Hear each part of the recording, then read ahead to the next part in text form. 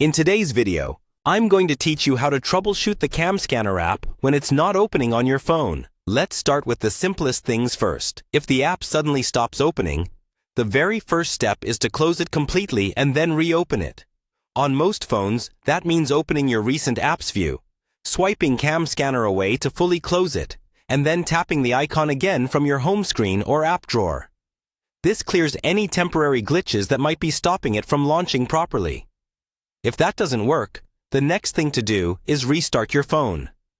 A full restart can refresh the system, clear minor software conflicts, and often fixes apps that are stuck or frozen. Just power your phone off, wait a few seconds, then turn it back on and try opening CamScanner again. If the app still isn't opening, check your internet connection. While CamScanner can work offline for some features, a poor or unstable connection can still cause issues. Make sure Wi-Fi or mobile data is turned on, and test by opening a browser or another app that needs the internet. If your connection is weak, move closer to your router or switch networks, then try CamScanner again. Next, make sure you're running the latest version of CamScanner. Go to your device's app store, search for CamScanner, and see if there's an update button. If there is, update the app.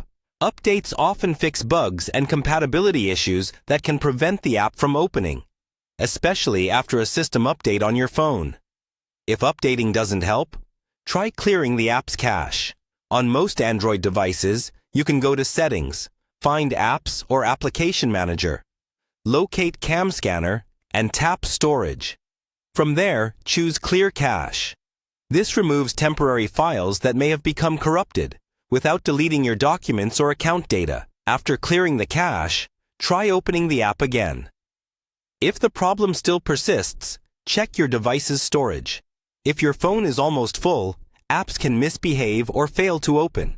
Go to your storage settings and free up some space by deleting unused apps, old downloads, or large files.